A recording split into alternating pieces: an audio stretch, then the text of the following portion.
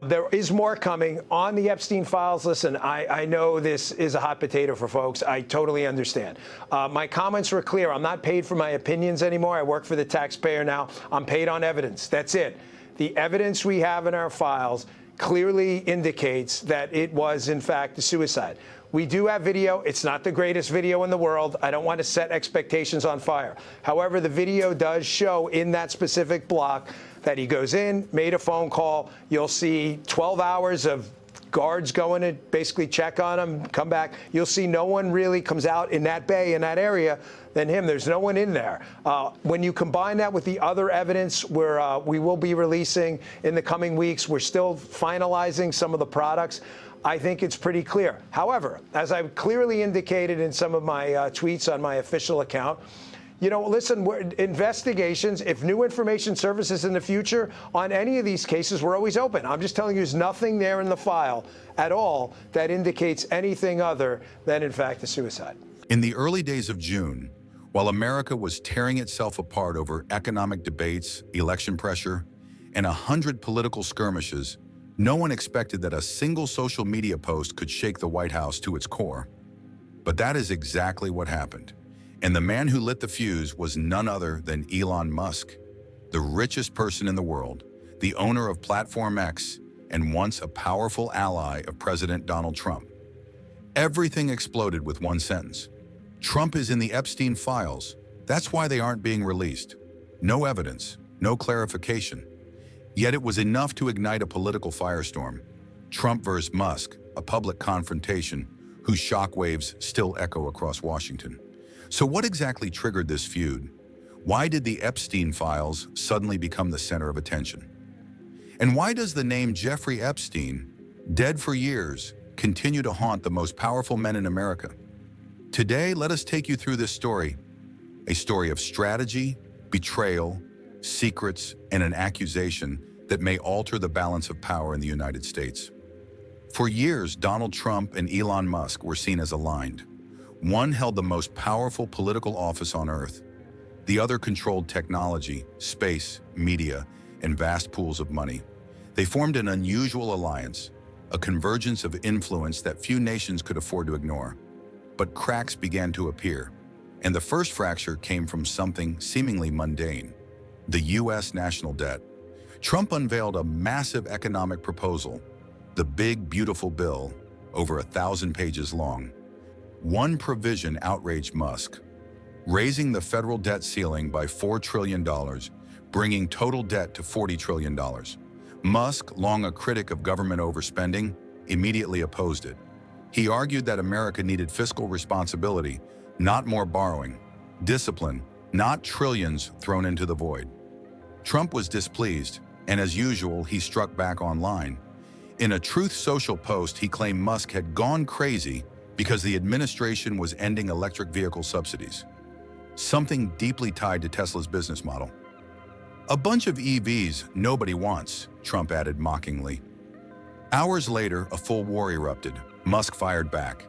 Trump escalated by threatening to cancel all government contracts with Musk's companies, including SpaceX and Starlink, contracts worth tens of billions. This wasn't empty talk. It was a direct strike at the heart of Musk's empire.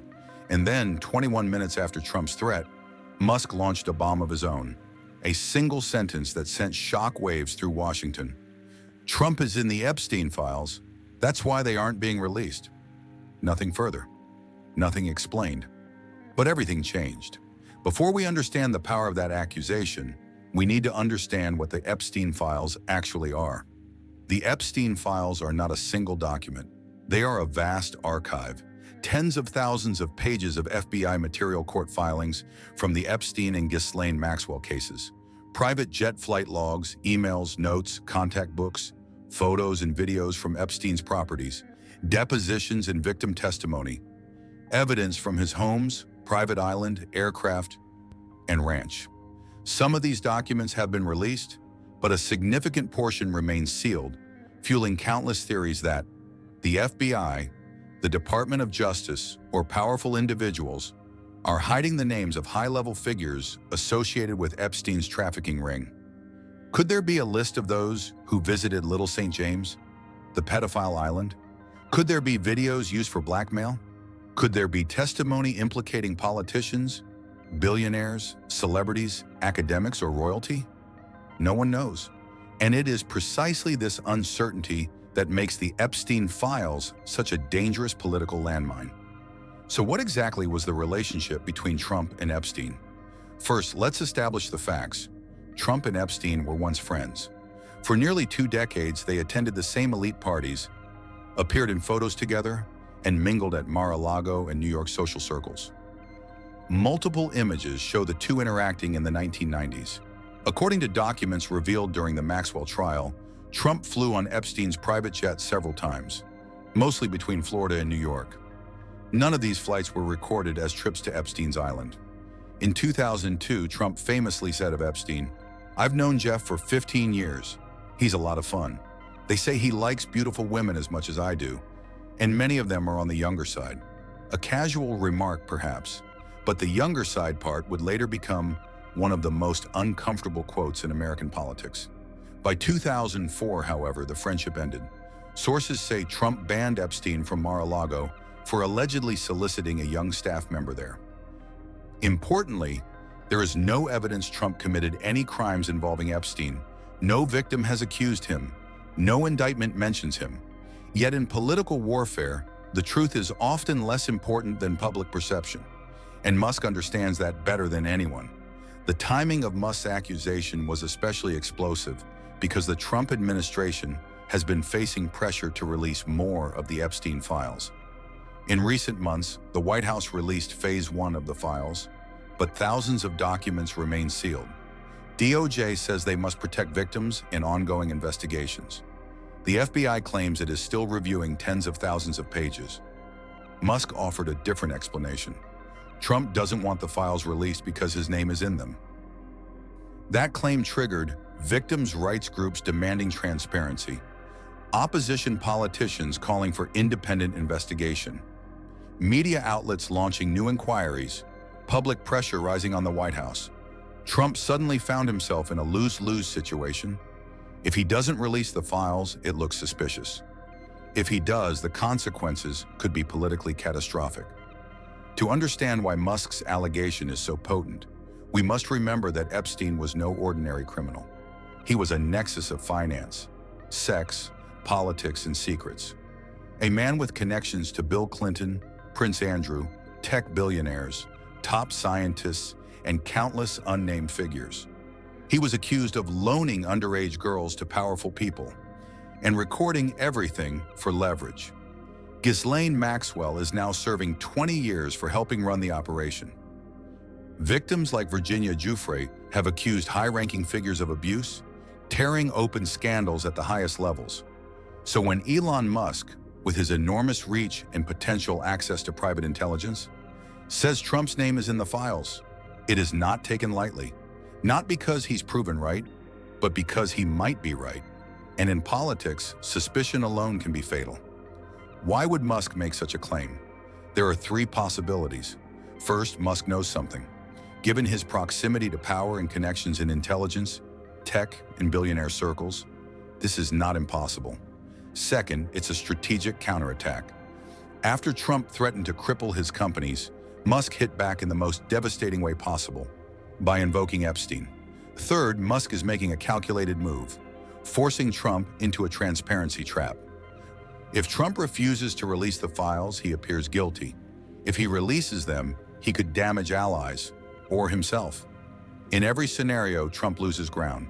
What happens next? That's uncertain. But here are the likely outcomes. If the DOJ releases more files, major public figures may be exposed, creating political earthquakes. If they continue delaying, Musk will intensify his attacks, and the feud could escalate into a full-scale war of power, influence, and public opinion. One thing is clear: Jeffrey Epstein, a man dead in a jail cell, still haunts the most powerful people in America. He is the ghost no one can outrun. A ghost armed with secrets that could destroy careers, reputations, and empires. The Epstein files remain sealed, for now, and the Trump-Musk conflict is only beginning. In American politics, The most dangerous threats aren't always the crimes you commit, but the secrets someone else might hold about you. Jeffrey Epstein is the perfect example, and the battle between Trump and Musk is far from over. I still think Jeffrey Epstein is a terrific guy. Well, I knew him like everybody in Palm Beach knew him. I mean, people in Palm Beach knew him. He was a fixture in Palm Beach. I had a falling out with him a long time ago. I don't think I've spoken to him for 15 years. I wasn't a fan. I was not, a long time ago. I'd say maybe 15 years. I was not a fan of his. That I can tell you. I was not a fan of his. So I feel very badly, actually, for Secretary Acosta, because I've known him as being somebody that works so hard and has done such a good job. I feel very badly about that whole situation.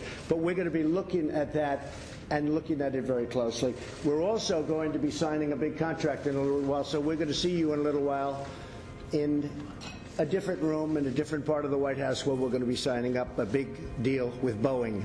Thank you very much. We'll see you in a couple of minutes.